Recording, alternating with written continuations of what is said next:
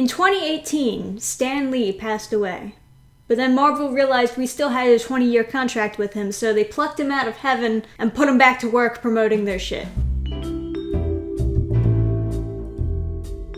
Metaphorically, of course. So there has always been some sort of drama or light controversy with Stan Lee's Twitter. Not just his Twitter, his social media accounts in general. But Twitter always gets the most attention because it's Twitter. Now, the real Stan Lee is supposed to be like his official personal account. And it was, at first. But as time went on, it was more so an account made for promoting Marvel stuff. And there was this whole controversy over who should be in charge of managing Stan Lee's personal account. And then at some point it was decided multiple people at POW Entertainment would be managing Stan Lee's social media accounts. And because people felt like that was kind of dishonest for other people to be using Stan Lee's personal social media accounts, they basically said, you know, for the most part, we're going to be using his account to promote stuff that's coming out, stuff that maybe he would forget or just wouldn't have time to be posting about. Trust us, he's okay with it. And if there's something that he personally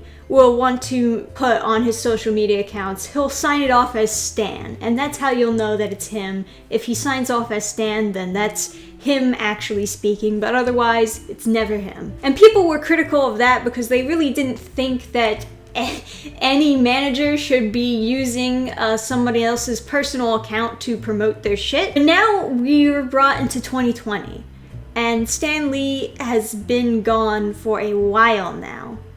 His Twitter account is still active and still posting. At first they made it out to seem like they would be just sharing memories of Stan. You know, just posting tributes to Stan Lee's legacy. And for a while, that's basically what it was, you know? They were just posting pictures with Stan and reblogging people saying how much Stan Lee meant to them. And they said they would be doing this for like a few days. It's 2020, they're still posting. And it's not just heartfelt memories, it's not just pictures of Stan or stories or Stan's soapbox. They're promoting their stuff. They're promoting their merch. Just like they did with Stan's account when he was alive. Only now it just seems highly inappropriate. This limited edition apparel collection was designed for true Stan Lee fans. Are you a true Stan Lee fan and sad that he's gone? Buy our t-shirts! Buy! Sorry. I was so disgusted I almost threw up. So 2 years after Stan is gone, this is what his Twitter has resorted to. Bye. This was supposed to be his personal account. Even when he was alive, he didn't really get much use out of it. Most of it was just managers managing it. And now that he's gone, tweeting from the grave, telling people to buy if you're a true Stan Lee fan. And people have had problems with the Twitter account still being active for a while now. They just don't care. They're just like, oh, as long as we have followers, we'll keep it up. Because it's just more advertising for more. It's free advertising, guys. Free advertising to all of Stan Lee's followers. Why wouldn't they keep it up? And recently on Twitter, I've seen that this latest post getting some attention. As you can see, it's a little bit current event motivated. And it reads, "Heroes wear masks. All the cool kids are doing it. Like the cast of our new animated series, Superhero Kindergarten. As one of the final projects Stan worked on, of course he's a character in the show, we challenge Schwarzenegger to show us your mask. Excelsior." And they drew a little picture of the Stan Lee in a mask. That's cute. So a few things about this tweet.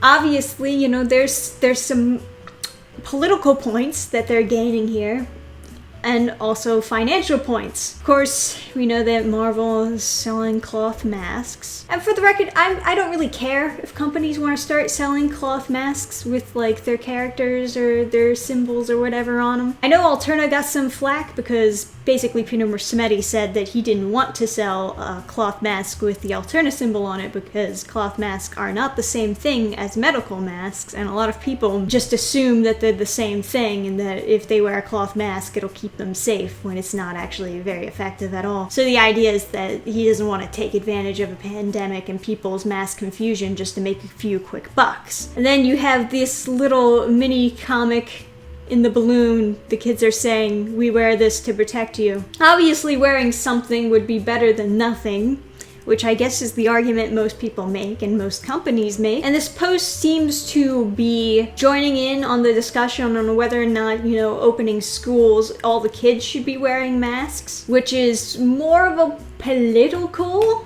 debate. And maybe, companies shouldn't be so blatant in taking a side, especially through a dead man's account. So not only do you have them pushing, this political side, but you also have them pushing their products to make money. Obviously the masks and also Superhero Kindergarten. This post kind of makes it seem like Stan Lee is the main character, and they've been really marketing Superhero Kindergarten to be like, oh, this is all about Stan Lee. They're calling it Stan Lee's Superhero Kindergarten. And I know that he came up with the idea, he came up with the concept. I don't know how much he actually got to work on it though, since he passed away. But I do know that this is a little bit misleading to say that he's a character in the show, because he's not a main character in the show. He makes brief cameos, just like the Marvel movies. That's what I understand, at least. Maybe they changed it, maybe they made him a main character,